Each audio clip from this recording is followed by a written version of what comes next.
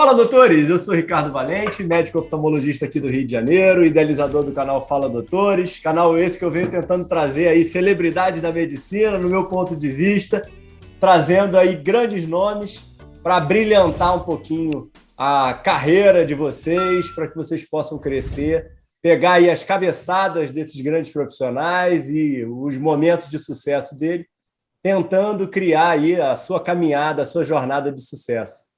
Hoje aí tenho o prazer aí, o privilégio de ter o doutor Carlos André Loja, médico cirurgião, MBA aí na GV de saúde, gerente médico da MIL, da United Health, diretor executivo da Apivida, diretor agora geral do DASA do ABC. Um grande prazer tê-lo aí como convidado. Fala, doutor Carlos, tudo bem? Fala, Ricardo, tudo bem? Prazer estar aqui. Queria já de antemão te agradecer o convite, dizer que vai ser um aprendizado aqui com você, certamente, a gente bater esse papo. Obrigado pelas palavras aí, vamos lá. Pô, não, obrigadão pelo teu tempo, obrigado pela oportunidade. Tá aí nessa correria aí de estruturação, de reposicionamento de vida nova, né? Mas vamos com tudo. Vamos de início, sem desconstruir a tua história. Fala para mim, como é que foi tua infância e tua estruturação de estudos e acesso à família? Conta pra gente. Cara, eu venho de uma família de classe média, média mesmo, nunca me faltou nada. Eu sou filho de 2 médicos. Meu pai, João Carlos Pinto Loja, conhecido como Loja, é um anestesista, que fez a carreira, primeiro médico de uma família na verdade, meu avô sempre trabalhou com móveis e imóveis, acabou construindo um patrimônio como comerciante e depois dono de diversos negócios. E o meu pai, para você ter uma ideia, ele teve que, entre aspas, fugir de casa, porque o meu avô não aceitava que o filho fosse médico, como é que ia abandonar os negócios da família e tal. E meu pai teve que empreender sozinho para se transformar em médico e virou anestesista. Durante a faculdade, conheceu minha mãe, que também é médica. Minha mãe fez neurologia e exerce a profissão aí há mais de 40 anos. E a minha infância foi num bairro de classe média no Rio de Janeiro, no Meier, que é um bairro famoso até por uma série de TV que fala sobre as dificuldades de se morar no Meier. E desde muito pequeno não faltou nada, mas eu tive acesso a um ensino bem razoável. Estudei numa escola católica até o fim do antigo primeiro grau, hoje ensino fundamental. E quando fui para o segundo grau, estudei numa escola regional, lá no Meier e tal. E uma coisa que pouca gente sabe é que antes de eu fazer medicina, eu fiz engenharia química. Meu primeiro vestibular eu passei para engenharia química na Escola de Química da UFRJ. Lá fiquei durante 2 anos. E depois de 2 anos, eu aprendi algumas coisas lá. Aprendi a beber cerveja, que eu não sabia. Aprendi a jogar pôquer. E... E depois de passar pelo cálculo 1, 2 e 3, eu decidi que aquilo lá talvez não fosse aquela decisão para a minha vida e resolvi seguir o caminho dos meus pais. Conversei com meus pais e tal, eles me apoiaram naquela época, meu pai pagou o curso pré-vestibular para mim e eu decidi fazer medicina. E aí foi aí que eu passei para a UFRJ, né? E aí pude estudar também numa escola pública, cursar minha faculdade de medicina, né? Então, tem foi uma irmãos, infância, eu não tenho... Oi? Você tem irmãos? Hoje eu tenho 4 irmãos, né? Um irmão é diretamente do mesmo, com a minha mãe, né? Do mesmo casamento. Meu pai teve outros relacionamentos posteriores, eu tenho mais 2 irmãos que vêm desses relacionamentos. Então, eu tenho 41, meu irmão direto tem 40, eu tenho um irmão de 26 e um de 20. Uhum. Só você é médico? Não, eu sou médico. O meu irmão, o direto, é médico também, é anestesista. E o meu irmão mais novo acabou de passar para a faculdade de medicina, de 20 anos. Pô, legal. O do meio fez relações com imprensa e tal, fez jornalismo e hoje trabalha numa empresa em São Paulo, mora em São Paulo, aqui, né, em São Paulo. E ele hoje trabalha numa empresa e faz muito de relação com imprensa e promoção. Entendi. E o que foi o momento aí de inflexão aí da engenharia química que você falou, aqui não é meu lugar? Cara, muito do que eu penso era viver o dia a dia, né? Eu mesmo me perguntava o quanto que eu viveria. Na engenharia química é uma engenharia acho que é conhecida, que é um pouquinho mais, não vou dizer difícil, porque todas as engenharias eu acho que têm um pouquinho de dificuldade, mas a engenharia química em si é um dia a dia que é mais maçante, talvez. E eu, a partir de um segundo, terceiro período ali, eu era muito imaturo, né? Eu passei a primeira vez para a faculdade com 16 anos, então a gente é muito jovem Caramba.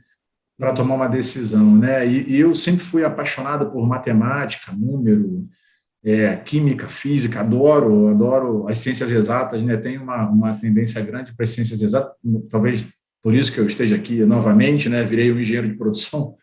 É, e eu achava que aquilo significava o meu dia a dia, né? E aí resolvi fazer engenharia por conta disso. E aí, no meio do caminho, eu entendi que não era o caminho, eu era novo ainda. Eu falei, eu acho que eu tenho tempo, tenho espaço para tentar uma outra profissão e decidi migrar. E aí, por exemplo, e está muito próximo dos meus pais, né? Decidi ir para a medicina, o que acho que foi uma decisão acertada, sabe, Ricardo? Eu acho que a medicina ela é muito versátil, né? Ela é muito cosmopolita. Acho que dentro da medicina você consegue desempenhar papéis que de alguma forma vão atingir o paciente nas diversas áreas, né? Você não precisa necessariamente exercer, o que eu posso dizer que eu ainda sou um apaixonado pelo exercício da medicina, pelo atendimento individual, mas eu acho que aqui a gente consegue ajudar de diversas formas a população e os pacientes. Mas você Então teve a esse gente amadurecimento aí com a vida, né? Quando você foi para a medicina, você não tinha esse pensamento, não, né? Tua ideia era de forma assistência. nenhuma. Eu não Total, né? gostava de uma coisa, eu queria procurar outra. Era simples assim. Era um dia a dia que era maçante, eu não me via fazendo aquilo para frente. Eu falei, vou testar de novo outra coisa e ver se isso aqui cabe.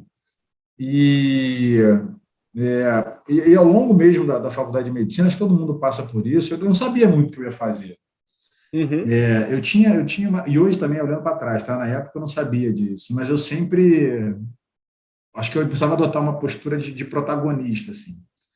E Uhum. sem querer trazer nenhum demérito ou ofender, eu queria curar, pô. Eu não queria passar remedinho. A gente brincava disso, eu não vou ficar passando remedinho. Eu queria ser mais ativo, né? Queria ter um protagonismo maior sobre a atuação. E aí, por isso que até ao longo da faculdade eu pensei em fazer diversas especialidades e quando eu decidi fazer a cirurgia, né? E eu brincava que eu não vou fazer só urologia, eu vou fazer cirurgia geral, né? Para poder resolver tudo. Então, tinha uma questão de querer ser protagonista, querer ajudar, querer estar Aham. assumir mais responsabilidade, né? E eu acho que isso, olhando para trás hoje, isso deve ter sido o grande motivador para eu chegar, para eu fazer o que eu fiz, né? Você teve perfil de liderança na faculdade ou não? Pô, trazer para a consciência é mais fácil do que se transportar para aquela época, né? Certamente naquela época não, eu não tinha a menor consciência disso. Você sabe, o período de faculdade é um período onde a gente dedica muito tempo a acumular conhecimento, Sei? a acumular experiências, mas junto disso também vem uma quantidade de diversão e as maiores amizades que você faz ao longo da sua vida são naquele período lá, né? Isso vem de experiências que são complementares, né? Você estuda muito, você participa muito das atividades universitárias, mas também é um círculo de amizade muito grande, né? O lugar que você passa menos tempo na faculdade é dentro de casa, né? O resto, a rua é o principal. Então, assim, eu sempre tive muitos amigos, sempre participei muito das atividades, sempre tive muito contato com muita gente. Talvez, olhando para trás hoje, ser uma pessoa que ajudasse as outras, ser de alguma forma, as pessoas olhavam e se inspiravam de alguma forma, que tinham como exemplo ali, sabiam que podiam contar. Então, talvez sim, tivesse um espírito de liderança, mas isso não era consciente na época, né? Uhum. Mas respondendo a sua pergunta, acho que sim. E em termos de acadêmico, você sempre foi dedicado, sempre teve facilidade nos estudos, não precisava, era prestar atenção na aula e fazia as coisas. Como é que foi aí teu momento aí de fundão? Ricardo, Einstein, 1% inspiração, 99% transpiração. Eu acho que eu tinha os 1% de inspiração, sempre tive, não, Ah, não, não tive dificuldade. Mas sempre me dediquei muito, sempre me obriguei muito a ser disciplinado. Assim. Brinco que tem uma série de colegas meus aí que 70% do salário eu tinha que me dar, porque eu carreguei nas costas na faculdade. Mas eu tinha facilidade. Eu passei muito bem no vestibular, nas provas de residência, sempre fiquei ali entre as cabeças, mas sempre me exigiu. Acho que eu aprendi muito a responsabilidade de você largar uma universidade pública para entrar de novo numa pública te faz entender que você não precisa medir esforço, você tem que dar o seu máximo para atingir o seu objetivo. E ali, para mim, isso foi muito claro. Assim, naquele momento, eu dediquei o máximo. Assim, tanto que no meu vestibular, de fato, eu passei em primeiro lugar em diversas universidades. Eu fiz só as 4 públicas, né? Uhum. Então, na UF, na UERJ, eu passei em primeiro lugar, na Unirio em segundo e no Fundão em segundo lugar. Então, Pô, legal. foi fruto de muito esforço. Assim, eu me responsabilizava muito por eu ter largado já uma vaga numa universidade pública e me obrigava a entrar numa outra pública. Então, eu me dediquei muito. E eu trago isso até hoje, assim, toda vez que eu penso, eu falo, cara, o resultado ele é importante, mas ele é só consequência de todo o esforço que eu vou imprimir no que eu vou fazer. Então, eu sempre procurei dar o meu máximo. Graças a Deus, eu acho que até hoje, pelo menos na maioria das experiências, no final das contas, o meu máximo foi suficiente, né? No caminho, a gente tropeçou, errou, mas eu acho que pela preocupação em dar o máximo, consegui corrigir no meio do caminho diversas vezes. Então, sempre foi pautado por isso, sabe, Ricardo, de dar o meu máximo. Não, esse ponto é muito interessante, né, cara? Tem o Mário César Cortella fala muito isso, né, cara? Que você não precisa ser o melhor, né? Mas você precisa ser o melhor de você, né? É isso aí. E o teu máximo vai te trazer a consciência, mesmo que o seu máximo não seja suficiente. Aquilo ali vai te dar fonte para você aprender e melhorar para o seu máximo ser maior na próxima vez, né? Ah, não, isso é do caramba. Me diz um negócio, você tinha alguma visão de fazer faculdade fora do Rio e fora do país? Isso é uma coisa que eu tenho trazido bastante, cara. Cara, eu não tinha esse pensamento, cara. E aí eu tenho conversado com alguns colegas, principalmente do Rio. O pessoal de São Paulo, eu acho que tem mais esse negócio de ir para fora do país. Como é que foi para você? Nunca tive, cara. Não sei por que eu nunca tive de fazer faculdade, né? Eu nunca tive vontade de fazer faculdade fora do Rio. Pensei, sim, numa época em fazer prova de residência, para São Paulo principalmente, mas faculdade, eu nem prestei faculdade para nenhuma universidade fora do Rio de Janeiro, eu só fiz faculdade para as 4, na época eles eram separados, né? Não tinha Enem, Sim, sim. Não faz tanto tempo assim, o Enem é recente, eu quero deixar isso registrado, que fique claro, mas eu não prestei. E na minha segunda residência, eu fiz 2 programas, né? O primeiro que é o de cirurgia geral básica, e eu fiz a cirurgia geral avançada, que é no segundo programa de 2 anos. Eu pensei sim em prestar para a USP. Na época, se eu não me engano, era Santa Casa e a USP que tinha esse programa em São Paulo, mas acabei não fazendo. Fiz só para o Rio e fiz lá a minha residência. O que depois é que me chamou a atenção, eu decidi que eu tinha que sair do Rio. Incrível isso, né? Eu nunca pensei em estudar fora do Rio, mas a primeira experiência profissional que eu tive depois da residência foi fora do Rio de Janeiro. Eu vim, logo que acabei minha residência, eu fui morar em São José dos Campos, em São Paulo.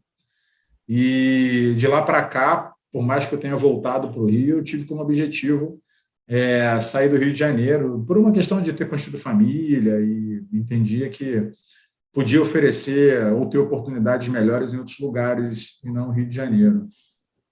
Tá, em termos de mentores, cara, como é que você escolheu aí a geral? Tinham mentores? Foi influência aí do teu pai na anestesia? Como é que foi isso? Do pai certamente não, eu brinco com ele, né? Que eu falo que eu sempre vou estar do outro lado do pano resolvendo o problema enquanto ele está lá só acompanhando. Em casa eu não tive, de verdade, assim, parece até feio falar isso, mas eu não tive mentores diretos, assim. A cirurgia veio, a cirurgia especificamente, tá?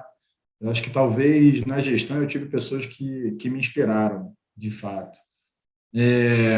Mas na cirurgia, eu entendia que a cirurgia era o caminho para resolver problema. Depois eu aprendi isso. O meu grande propósito é consertar as coisas. Hoje eu falo isso. Tá. O que você leva para a vida? Eu quero consertar as coisas, cara. Eu quero fazer as coisas funcionarem melhor. Eu quero resolver problema. É o que é um ponto positivo e, eventualmente, ponto negativo, né? Porque as pessoas, às vezes, não te procuram só para resolver problema. Você não pode ter esse pragmatismo todos os dias. Às vezes, você tem que Sim, sim, sim. parar, ouvir, dormir com aquilo e tal. Mas o meu grande propósito hoje, cara, eu estou aqui para resolver problema. E isso aqui, hoje, olhando para trás, me fez fazer a cirurgia. Porque tem dia que a cirurgia tem um apendicite, eu tiro o apêndice e resolvo o problema. Tem um câncer no estômago, eu faço uma gastrectomia, indico o tratamento correto e resolvi o problema. Tem uma pedra na vesícula, eu tiro a vesícula, o problema está resolvido. Uhum. Então, isso veio, acho que, para o cirurgião, acho que é uma forma de olhar para essa formação. A característica, a personalidade do cirurgião está muito voltada para pessoas que precisam, sem ter a necessidade de resolver o problema, né? De encontrar um fim. Não sei, assim, estou sendo até extrapolando, ou se eu posso estar sendo leviano, mas, no geral, para mim, isso funciona muito. Assim, eu escolhi a cirurgia porque eu sou um cara que sinto prazer em resolver problema. Não, ainda tem o ponto, né? Que se você não resolveu, porque não dava, né? A cirurgia tem muito isso, né? Pelo menos a gente prefere acreditar nisso, né? Exatamente, com certeza. E me diz o negócio, o fato de ter continuado no fundão, você se sentia confortável com a residência no local? Foi zona de conforto para você? Você conseguiria ir para outros locais dentro do teu histórico aí acadêmico, com certeza. Como é que foi essa escolha? Cara, eu passei por Fundão em Bom Sucesso. Naquela época eram as duas grandes residências de cirurgia no Rio de Janeiro, né? Bom Sucesso estava numa época áurea. Já tinha objetivo, desculpa te interromper, já tinha objetivo de algum caminho? Você ia para a bariátrica, você ia fazer o uro, ia fazer alguma coisa? Ou geral primeiro para depois ver para onde eu vou? Eu ia fazer geral, acabei ao longo da residência fazendo, não era uma especialização, nem é uma área de atuação, assim, mas eu trabalhei muito em cirurgias do andar supramesocólico, né, que trabalha com estômago, pâncreas, fígado e vias biliares. Que é uma anatomia que eu me apaixonei, que eu gostei de trabalhar com aquela cirurgia, me sentia confortável, tive grandes inspirações na cirurgia que trabalhavam com essa região do abdômen. A minha residência ela é segmentada em regiões do abdômen, então isso facilitou o convívio, né, com essa área, e talvez porque fosse mais difícil. Né? Dentro da barriga, eu acho que não tem nada mais difícil do que o andar supramesocólico. Isso me chamava muita atenção. A bariátrica era legal, porque era trabalhar com o segmento da população que tem um estigma enorme, então ajudar essas pessoas a resolver o problema era muito bacana, muito prazeroso. Uhum. Isso tudo eu estou te falando hoje, né? Hoje, trazendo para a consciência, olhando para trás. Naquela época eu não fazia ideia, era muito mais instintivo do que isso, né? 16, 17, 18 anos atrás só era prazeroso. Eu não sabia por quê. Acho que a trilha do conhecimento... Esse ponto que você colocou é ótimo, né? Que tinha o desafio, né? Você estava indo para o principal problema, o pior problema a ser resolvido, né? É isso, eu já te falei um pouquinho off-records, né? Que se tiver dois caminhos, o mais difícil é que eu vou, porque o desafio, para mim, me chama, né? Me atrai. E aí você conduziu isso daí, como é que foi? Teve uma tranquilidade, você estava conseguindo, de alguma forma, ter alguma remuneração ou algum reconhecimento dentro dos teus pares? Estava tudo caminhando bem? Para antes de ter a virada da mosquinha azul da gestão? Uma das minhas inspirações na cirurgia, eu tive várias, né? Depois que eu escolhi fazer cirurgia geral, um dos caras que eu gostava muito, eu gosto ainda, um cara que está super ativo, é o Eduardo Fernandes, que hoje é o cara que mais faz transplante de fígado no Rio de Janeiro. Tem as equipes todas ele que coordena praticamente, São Lucas, a Ordem Terceira e o Hospital de Santa Teresa, que eu esqueci. Enfim, é onde tem o programa de transplante aqui no Rio. Daqui a pouco eu vou lembrar. Ele é um cara, talvez tenha sido o cara mais habilidoso que eu já vi na minha vida, assim. E ele é de São José dos Campos. Então, a gente tinha um contato muito bom. O pai dele é cirurgião geral em São José. Dr. Moacir, um ser humano, além de ser um ser humano diferente, é um cirurgião de mão cheia. E logo que eu saí da minha residência, minha esposa, que você já ouviu falar um pouquinho, compra as minhas ideias, né, a minha parceira aí de vida, comprou a ideia da gente mudar para lá. ela era farmacêutica na época, e eu fui para trabalhar com o Dr. Moacir lá, e eu construí lá, inicialmente, a minha vida, a minha aceitação lá em São José. E você pergunta, a aceitação foi muito rápida, né? Não sei se pela proximidade com o Dr. Moacir e com o Eduardo, mas eu até acabei encontrando um espaço grande em outras instituições que ele não trabalhava, acabei virando referência para fígado e via biliar, trabalhei com o Dr. Dário Birolini Filho. Dário Birolini é um nome famoso aí no mercado da cirurgia. Ele abriu um espaço lá para mim, era o filho do Dário, que é da USP, se eu não me engano. Trabalhei em outras instituições e com bastante espaço, assim. Mas questões familiares até me fizeram voltar para o Rio, distância, questões minha esposa tinha vontade de fazer uma faculdade de medicina, não tinha em São José dos Campos, e a gente decidiu voltar por circunstâncias, e da mesma forma que ela sempre me apoia, eu me sinto na obrigação também de apoiá-la, né? Legal. E aí a gente decidiu mudar o rumo da vida para cá. Talvez o bichinho tenha me picado lá em São José foi porque eu trabalhava num hospital chamado Hospital Municipal José Florence de Carvalho, um hospital público, Beira de Dutra Municipal. Na época era administrado pela SPDM. Eu lembro disso porque a OS tinha bastante presença no estado de São Paulo. Hoje eu confesso que eu não sei como está, mas eu ficava deslumbrado em como que tinha um hospital com o volume que aquele tinha e tudo funcionava, Ricardo. Você não tem ideia. Rapaz, eu cheguei a operar 12 doentes num plantão de 12 horas lá e tudo funcionava. Você tem ideia, se você operar 12 doentes num plantão de 12 horas, a coisa tem que funcionar, né? Não é possível sim, lógico, que você faça isso. E, cara, era acidente, tudo era comunicado, tinha material, era tudo preparado, era um salão que às vezes tinha 40 pacientes, não ficava um paciente sem exame, um paciente sem remédio. As meninas sabiam tudo de todo mundo, como que funcionava. E, cara, ali eu falei, bicho, não é possível. Como é que esse pessoal faz isso? E ali eu comecei acho que a mosquinha me picou e falou, cara, e eu comecei a ajudar, assim, de forma voluntária e espontânea. Todos os lugares que eu trabalhava, eu começava a meter, cara, mas como é que funciona? Será que não é melhor fazer isso, assim, mudar aqui? Eu vi lá no lugar, esse processo aqui sem é melhor, cargo. mais rápido. Oi? Sem cargo, nada.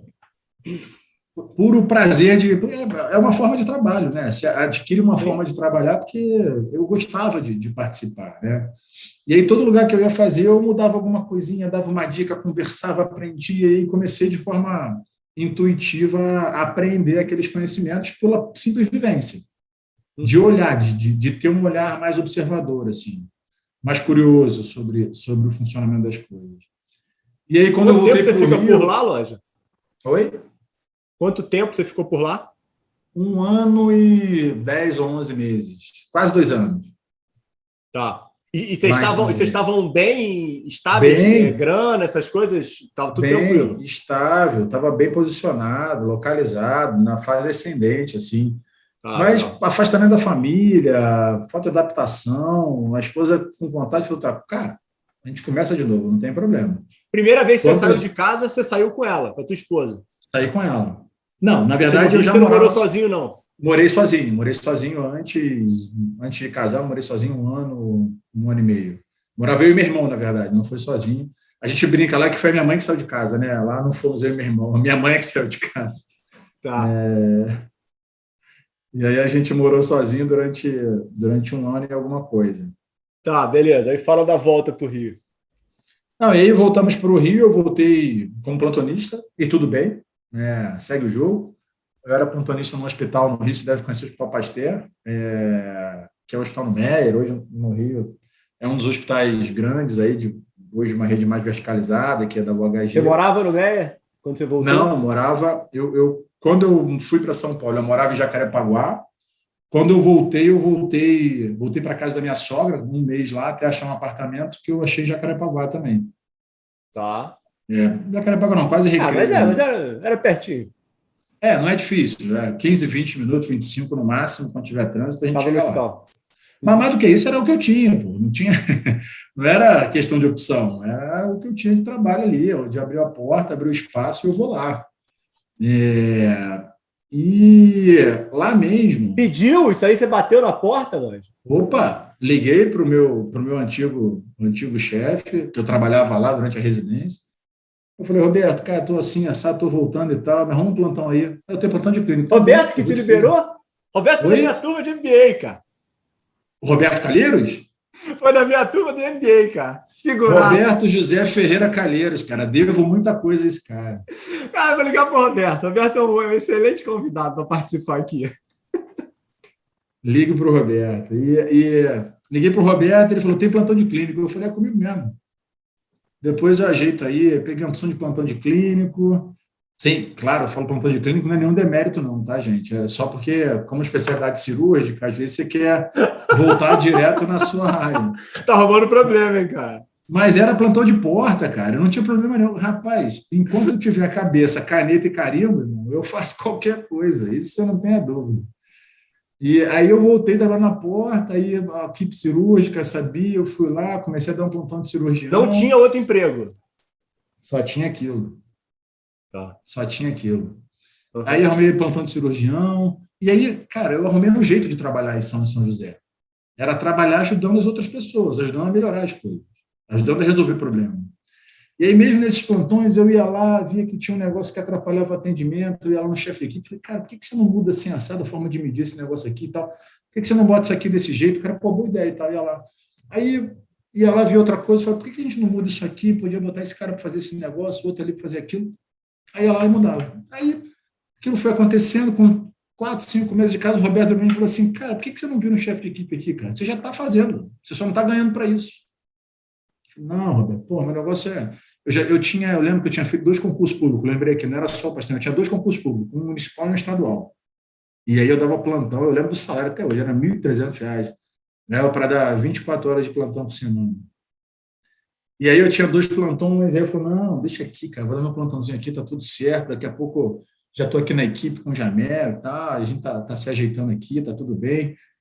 E aí e não, cara, por que você não vai? Caminhar e tal. Aí surgiu uma oportunidade numa unidade fora, e o que eu seria, ele me chamou para ser um rotina lá. Aí eu, meio abusado, eu falei, não, rotina eu não vou não, Roberto, agora se me chamar para ser coordenador, eu vou. E aí eu largo o resto todo. Aí ele, tá bom, vai ser o coordenador. Topei. Eu ia chamar outro cara, mas eu gostei da tua vontade aí, tua atitude, tu vai ser o coordenador do negócio. Cara, dali, 2 meses depois, eu pedi a exoneração das minhas matrículas, tinha tomado a decisão ali de que, cara, só tinha uma chance de eu fazer, reclamar do lado de fora não ia ficar, eu ia para dentro desse negócio para mudar, porque o que eu percebia, estando lá, é que tinha uma opção de gente insatisfeita. O hospital estava insatisfeito com o convênio, que estava insatisfeito com o médico, que estava insatisfeito com o paciente, que estava insatisfeito com o hospital. Uhum. E todo mundo puto, mas ninguém querendo resolver o Sim, problema. sim, sim, sim. Cara, e com a provocação do Roberto, a insatisfação que eu via geral, eu querendo uma oportunidade, cara, eu falei, cara, ficar daqui eu vou para dentro disso e eu vou fazer esse negócio mudar. E desde aquele dia, cara, tudo que eu fiz foi tentando consertar o que eu via que estava ao meu alcance dentro dos sistemas que eu trabalhava. Sempre procurando essa equação que a gente falou bastante, Ricardo, que é procurando gerar valor, né? Gerar valor para o sistema, né? Sim, sim, sim, sim. Nenhuma equação de soma zero em que um ganhasse e o outro não. Acho que quem já sentou comigo numa mesa para a gente discutir ou para negociar sabe que eu nunca pensei em benefício de um único lado. Eu sempre ponderei que todo mundo tinha que sair com a percepção de que tinha uma coisa Vai ser do positiva e caramba que, isso. de fato, todo mundo sai com a coisa positiva. Nem sempre a gente vai conseguir na graduação que a gente gostaria. Às vezes eu vou ter que abrir mão de um percentual que eu achava que Com certeza. podia, às vezes vai ser você, vai depender do momento, mas sempre que eu sentei, eu queria que todo mundo colocasse o paciente no centro e todo mundo saísse ganhando de alguma forma. De lá para cá, eu galguei diversos degraus, aí, eu posso dizer, dentro do sistema de saúde, pensando dessa forma. Nunca, e eu faço questão até de fazer isso, eu nunca, vou fazer de novo, nunca abri mão de nada que eu acreditei, cara. Posso ser muito sincero e honesto. Eu nunca abri mão disso que eu acreditei. Eu acho que é por isso que eu consegui chegar onde eu cheguei. O que eu achava que era contra, eu falava, não, isso vai contra o que eu acredito, eu não vou fazer. Simples assim. Não, do caramba. Porra, e isso é difícil pra caramba, né? Você vê onde você tá hoje por causa disso. A gente às vezes tem medo de falar a verdade ou de falar aquilo que a gente acredita. Não A é gente fácil, não né, pode ter lógico? medo.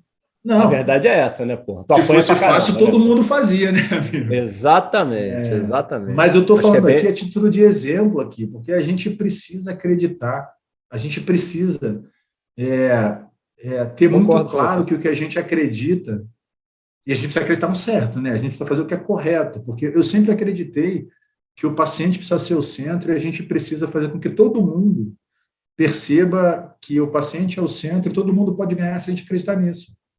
E eu nunca abri mão do que é certo, cara, nunca, nunca. E num sistema que a gente está, em que para um ganhar a gente precisa destruir o valor para o outro, a gente não abrir mão disso é muito difícil. É Sim. persistência, é todo dia a gente acordar e falar: hoje eu estou saindo de casa para fazer esse sistema funcionar melhor. Eu não estou saindo para trabalhar. Se eu fosse para trabalhar, eu não saía. Eu estou Sim. saindo para fazer esse sistema funcionar melhor para todo mundo. Não, eu acredito totalmente no que você está falando, mas eu tive alguns episódios atrás, eu gravei com a Ana Maria, de Goiânia, ela. E ela me trouxe uma reflexão que eu não tinha pensado. Eu acredito muito em centralizar o cuidado no paciente, mas ela estava falando que hoje em dia a gente acaba perdendo um pouquinho a centralização na equipe, né? Então, acaba sendo até uma estratégia, né? Então, as coisas estão muito ruins para o paciente, o médico está no centro de tudo, então vamos tirar um pouquinho o médico do centro e dar um pouco de força para o paciente. E aí o que ela estava trazendo é que ela tem um pouco de preocupação e de medo da gente perder um pouquinho a equipe, né? Da gente centralizar tudo no paciente e o resto não funcionar muito bem, né? E a medicina são encontros, né? Essa é a grande verdade. Não, eu entendo o que ela falou, o que a gente só pode esclarecer é qual o caminho que eu acho que é de botar o paciente no centro. A única forma que eu conheço de colocar o paciente no centro é fazendo com que uma equipe multidisciplinar coloque ele no centro. E para isso eu preciso fazer eles trabalharem como um time. Uhum. Eu colocar ele no centro não faz com que eu tome as decisões para que ele esteja no centro, mas faz com que eu convença todas as pessoas que participam disso de que elas têm habilidades e atitudes complementares e precisam trabalhar como um time e se comunicar como um time para que ele esteja no centro. Perfeito. Uhum. Cara, é gente. O tempo inteiro é gente. Não tem jeito. Você pode montar o melhor relatório, o melhor processo, o melhor controle, o melhor comando. É gente, cara. Sim, sim. Toda hora vai ser gente. Me diz um negócio, o curso de MBA que você fez lá, o Executivo em Saúde na GV, você que correu atrás, foi... Na época era 1.000 que você estava, né, no Pasteur, né? E nessa época eu estava até na rede própria, sabe, Ricardo? Eu estava trabalhando na rede Teve ambulatorial. relacionamento, teve relacionamento com o Edson, lógico? Com o Edson Bueno? É. Convivência. Não vou dizer que eu Uhum. tive um relacionamento, porque eu estaria sendo até Uhum. ousado. Eu O até Roberto comentando tinha aqui, bastante, que eu lembro na época. ele pelo menos se vangloriava disso, né? É, eu tive convivência, assim. Eu tive, Uhum. agora, até comentando uma inconfidência, eu tive com o Pedro recentemente, o Pedro Bueno, Uhum. Sim. e a gente se conheceu, apesar de já ter se cruzado antes. Ele falou: você conviveu com meu pai? Eu falei: Pedro, eu convivi. Não vou dizer que eu tive um relacionamento, porque de fato não era um relacionamento, né? A gente Uhum. convivia em situações sociais e eventualmente ele abordava para fazer alguma pergunta, para falar sobre algum tema, mas tive sim. E o MBA, ele veio talvez para preencher uma lacuna, sabe, Ricardo? Que eu percebia que pudesse, uma falta de conhecimento, assim. Mas eu também preciso te falar outra coisa, cara. Eu tenho uma aversão à aula que você não imagina, cara. Eu tenho muita dificuldade de lidar com aula Uhum. formalmente estabelecida. Eu acho que hoje o ensino passa por uma revolução que vai muito mais ao encontro Total, daquilo que eu total. entendo adequado, de ter ali o ensino baseado na solução. Você faz o seu momento, né? E o ensino baseado em solução de problema, a construção do conhecimento ser feita a partir do aluno e o professor ser mais um facilitador. É muito do que eu entendo que é o papel da liderança. A liderança é um educador.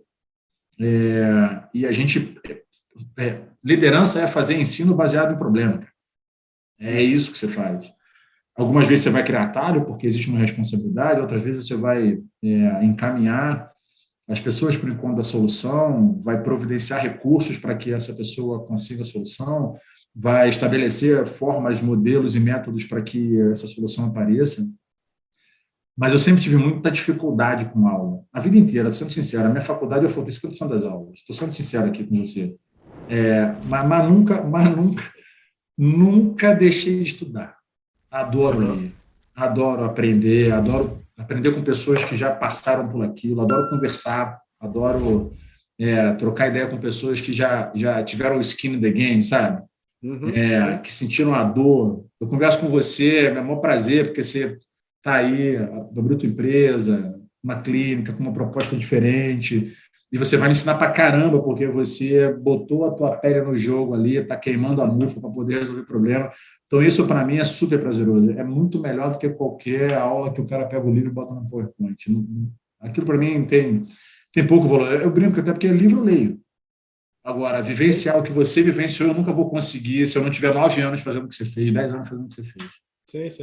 E isso me traz um aprendizado enorme. Então, o MBA foi muito bom para troca de experiências, assim. Conteúdo, e aí sendo, cara, radicalmente franco, conteúdo, eu acho que muita coisa eu absorvi do formato que eu entendo que eu aprendo. Sabe? Eu acho que isso também não tem uma regra, não tem certo e errado.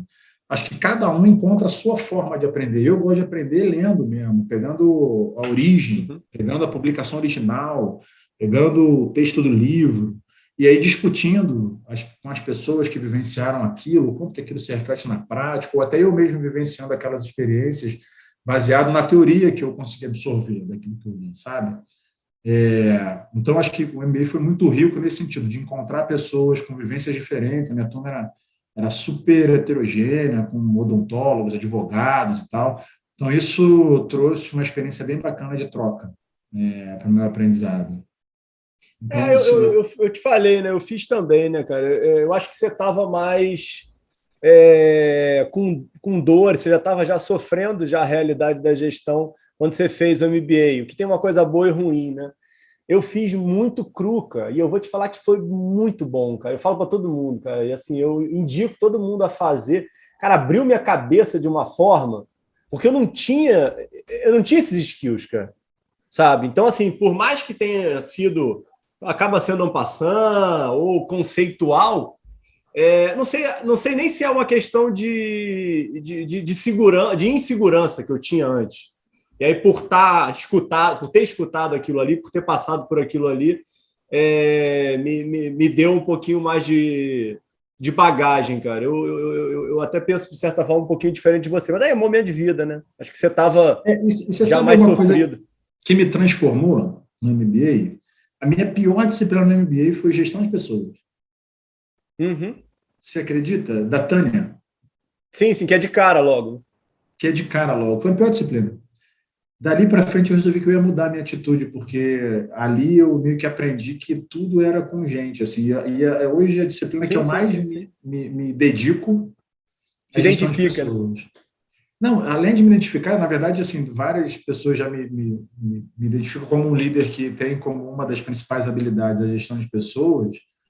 Eu acho que eu tenho um caminho enorme para traçar ainda nisso, porque hoje duas das disciplinas que talvez eu mais dedique tempo é autogestão, autoconhecimento e gestão de pessoas. Assim, é o que hoje eu dedico muito tempo à leitura, à reflexão, a conversas, a aprendizado. Porra, legal. E não tem jeito, né? É onde está o turning point, né? É onde está mesmo a girada da empresa, tá em cima disso, né? Como você já colocou aí algumas vezes, né? Tudo relacionado a pessoas. Né? Eu acredito. Tem método, tem modelo, tem acho que tem gerir alguma coisa precisa ter um método, mas sempre vai ter gente envolvida, né? A não ser que você trabalhe numa empresa que consiga ter só robô fazendo as coisas, mas ainda não conheço se existe essa indústria. E me diz um negócio, essa proposta do Roberto aí, esse momento do Pasteur, que você começou a ser coordenador, abdicou da assistência? Não abdiquei Teve um completamente da dia? assistência, teve, porque eu não abdiquei completamente da assistência, eu continuava numa equipe cirúrgica e continuava dando um ou outro plantão. Fiquei dando plantão durante um bom tempo, até 2016 ou 2017, mas ela foi reduzindo, viu, Ricardo? Ela foi reduzindo porque eu tenho uma dificuldade muito grande assim de compartilhar. Talvez eu seja uma pessoa mais intensa do que eu gostaria quando eu faço alguma coisa. E eu preciso ter uma dedicação full, sabe? Para Uhum. aquilo. Eu acho que eu conseguia conviver quando essa atividade assistencial ela não.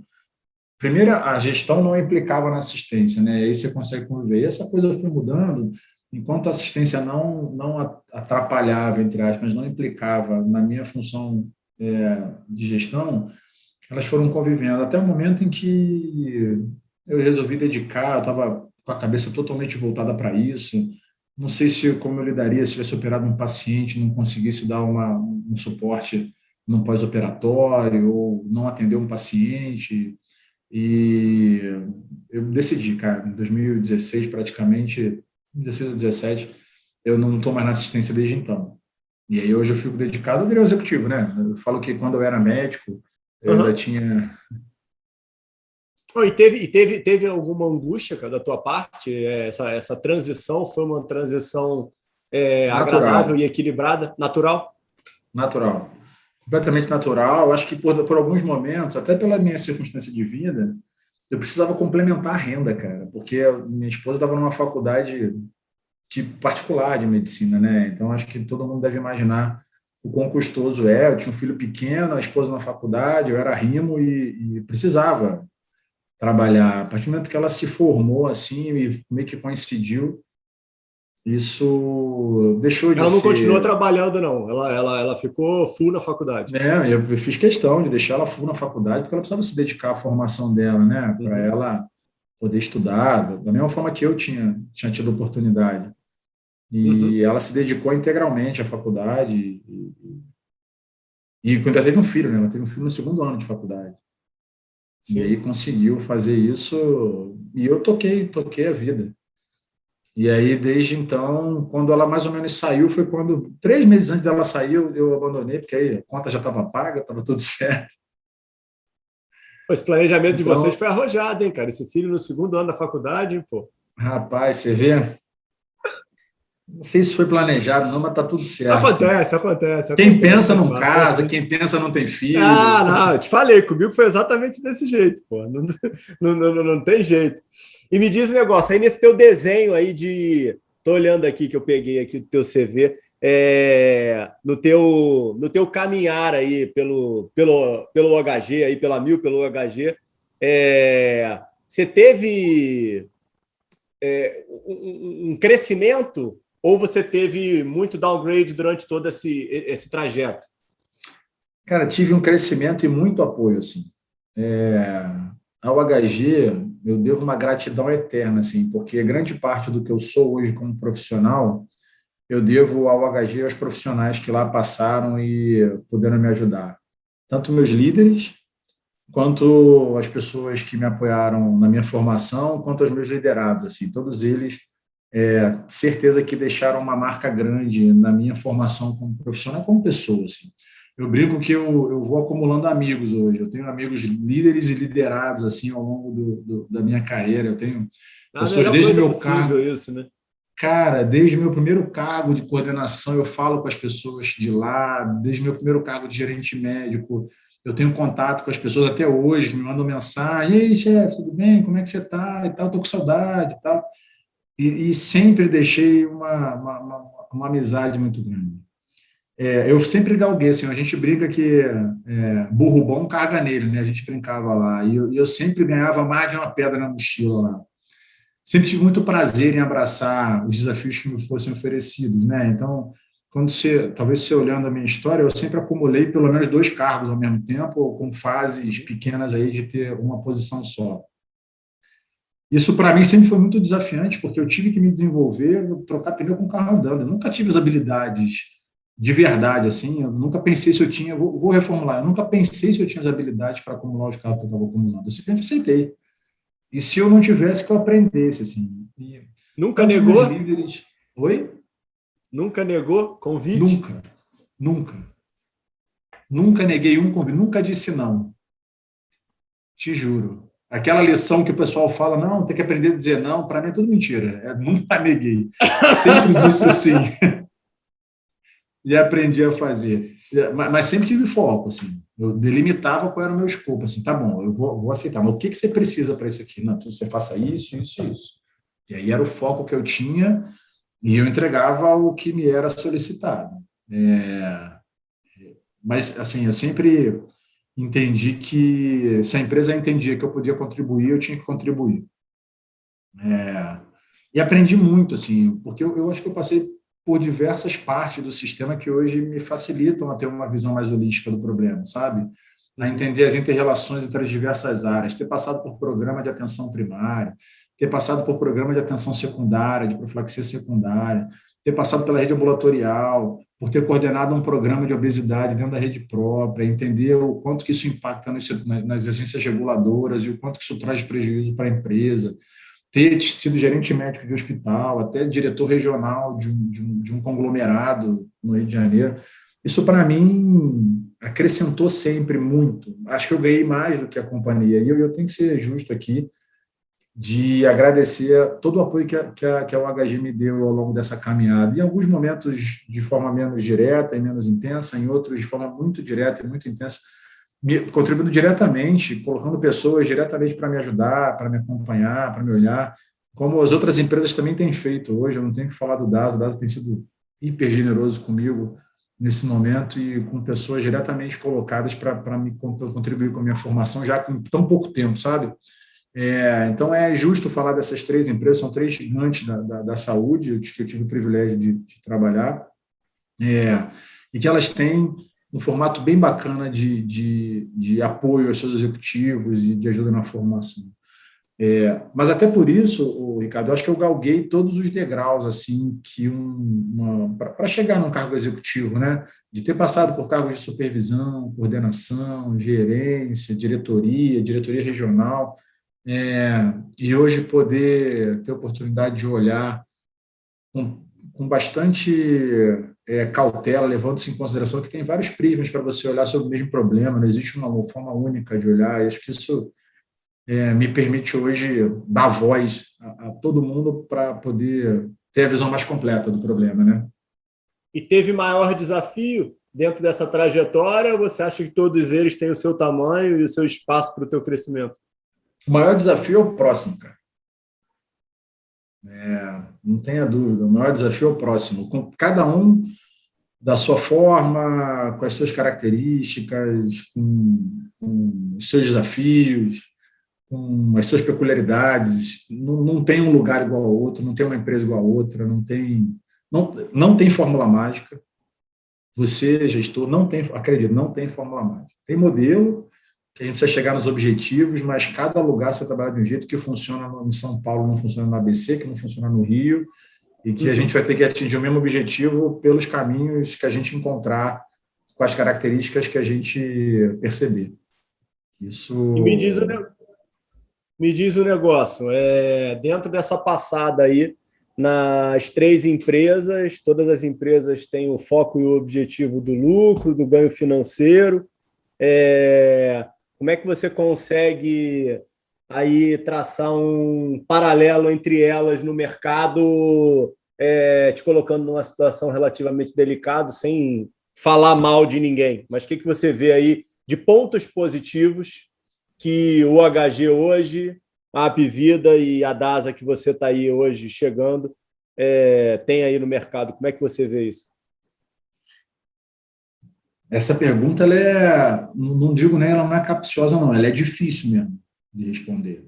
Ela é difícil porque eu vou citar aqui um autor que eu respeito muitíssimo e que eu acho que tenha, talvez sem papas na língua, uma visão que é dele mas que é um ponto de vista a ser considerado, que é o Clemente Nóbrega. Não sei se você já ouviu falar do Clemente. Realmente é um fenômeno, né? Pô, adoro. Clemente é um fenômeno, ele tem uma visão sobre o mercado de saúde que eu respeito muito, acompanho as publicações dele, leio livros e tal. E o Clemente, ele é um cara que tem uma visão bem importante sobre a mudança que tem. Eu, de fato, acho, tendo passado, que cada uma está tentando encontrar a equação para chegar naquilo que vai atingir a maior quantidade de clientes, beleza? Lucro é mérito. Lucro é consequência, ele não é objetivo em si. Sim.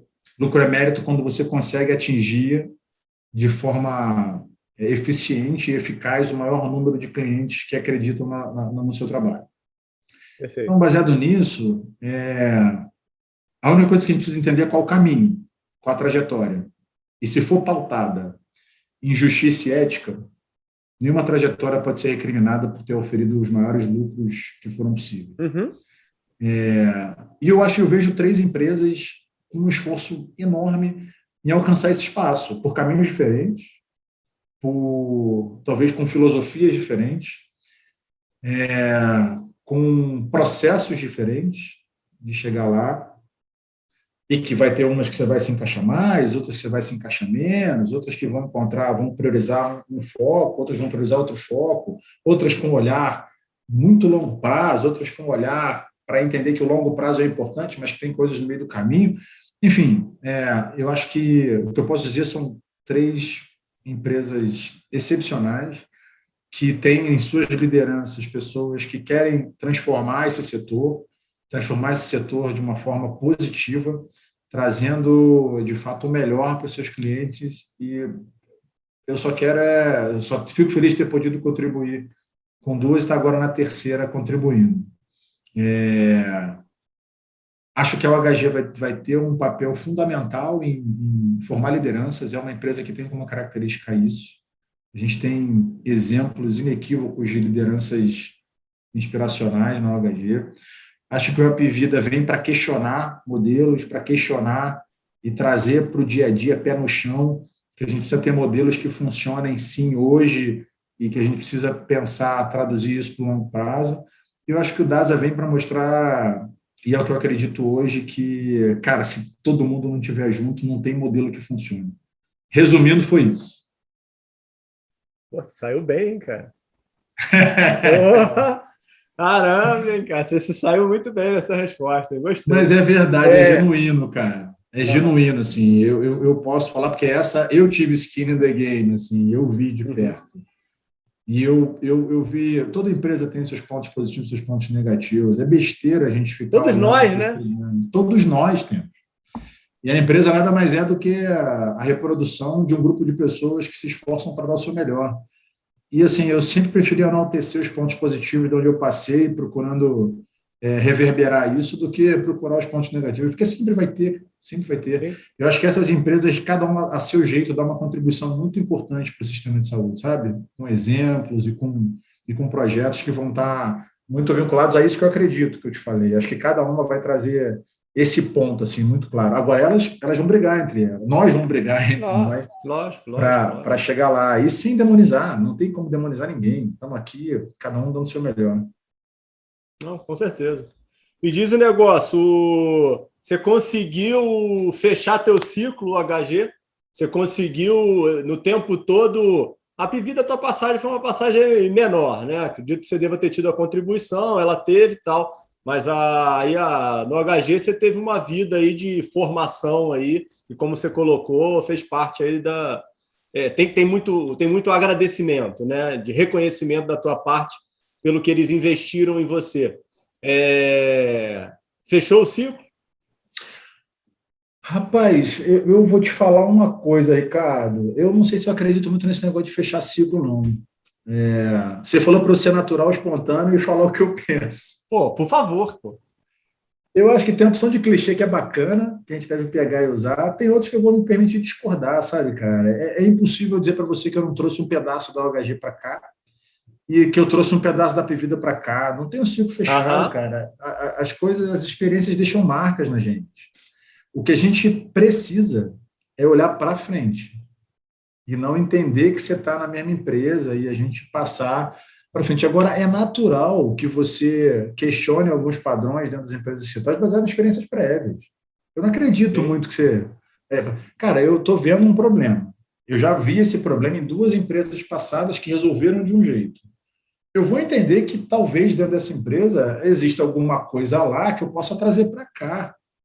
E eu não sei se o fato de eu usar essa experiência prévia é fechar um ciclo. Eu não sei de fato o que representa fechar um ciclo. Fechar um ciclo para mim é o seguinte, ó, esquece estar nessa empresa, traz tudo que você aprendeu para cá e agora vive nessa empresa. Se isso é fechar um ciclo, fechou, eu fecho. Brincando, cara, eu jogava no Flamengo, eu fui pro Vasco, beijo escudo e tal, tá tudo certo. Não é fácil, tá? Não é fácil. Às vezes leva ali 30 dias, 45, 60, para você só desligar a chave, entender de novo o ambiente que você está. São organizações muito grandes. O funcionamento delas é muito complexo. Independente do esforço, todas elas têm um esforço enorme para deixar clara a governança que existe. Mas quando você está num ambiente complexo e grande, leva tempo para você entender o quanto que essas inter-relações contribuem ou não para o seu trabalho. Então, leva só o tempo da gente poder virar e só trazer aquelas experiências bacanas que a gente teve e as não bacanas para que a gente consiga evitar que os erros sejam cometidos novamente. Mas o ciclo fecha.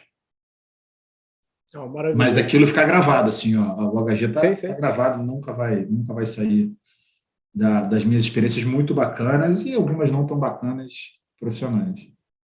E me diz um negócio, aí a gente caminhando aí para um desfecho,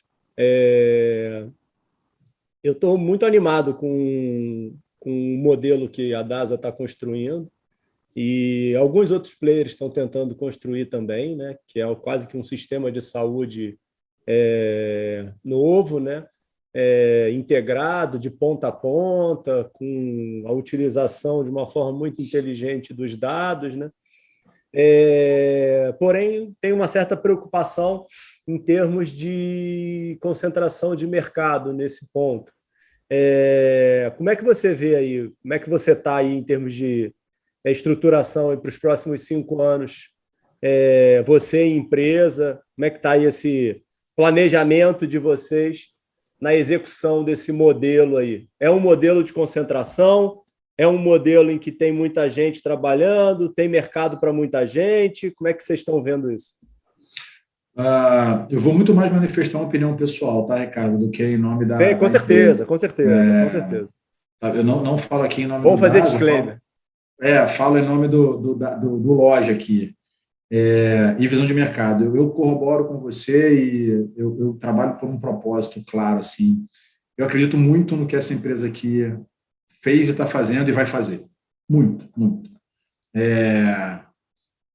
Ser a saúde que as pessoas desejam, que o mundo precisa, cara, tem tanta coisa por trás disso que contribuir com isso, para mim, é motivo de olhar para frente e ver muita coisa boa. Em relação à concentração, eu vou usar um outro termo, Ricardo. O mercado está em consolidação. Sim. Hoje, se a gente parar para pensar, nós temos milhares de hospitais pelo Brasil que têm acreditação, não chega a 15%, e eu estou falando só que a acreditação é um mínimo de padrão, a acreditação não garante que o hospital é bom ou ruim, a acreditação é que você consegue exercer processos mínimos para tentar entregar alguma coisa adequada. Provavelmente eu não tenho o número disso, mas eu vou chutar, mais de 50% deles passam por dificuldades financeiras. Se não passam, utilizam subterfúgios para poder garantir um resultado financeiro adequado e entregam uma saúde completamente fragmentada. Então, mais do que concentração, a gente vai passar por um momento de consolidação.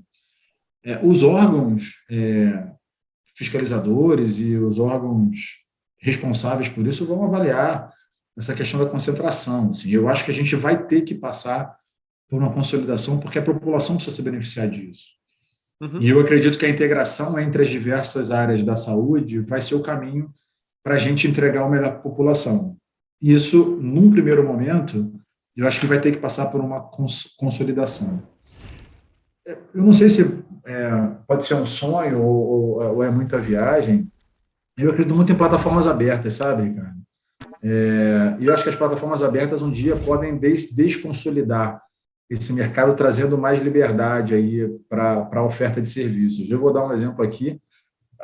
O que a Apple fez, ela consolidou ou ela depois, com a oferta do código para a criação de conteúdo, ofereceu mais possibilidade para outros agentes entrarem no mercado?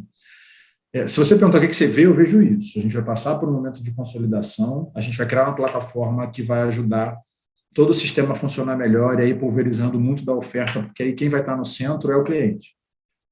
Todas as questões que envolvem assimetrias na saúde, a gente cansar de falar, quem usa não é quem paga. Enfim, eu acho que alguma forma de, quando a gente começar a entregar e medir aquilo que é entregue, a gente vai criar uma plataforma e permitir que outras pessoas entrem nesse mercado. Maravilhoso. Último ponto. Jovem entrando no mercado de trabalho, jovens que estão nos assistindo, recomendação e conselho para eles, depois desse teu histórico aí todo de vida. Como é que você vê? Cara, se apaixone por alguma coisa e busque ela todos os dias, cara. Você vai errar pra caramba, vai bater com a cabeça, vai cair, vai levantar, mas se você tiver certeza daquilo que você está buscando, cara, nenhum caminho vai ser doloroso o suficiente para te fazer abandonar. É isso, assim. Se apaixone por alguma coisa e vá atrás com todo afinco, com toda a força, que aí nada vai conseguir te parar. É o único conselho que eu acho que é plausível. Fenomenal, doutor. Maravilhoso, cara. Obrigado aí pela conversa, um prazerzão. Depois da gente ter essa hora de conversa aí, é fácil de ver onde você está aí. Totalmente por mérito teu, tá? Parabéns aí por toda essa tua história, por tudo que você está construindo e por tudo que você vem auxiliando aí, contribuindo no mercado de saúde para tanta gente. Valeu, Lodge. Obrigadão, tá?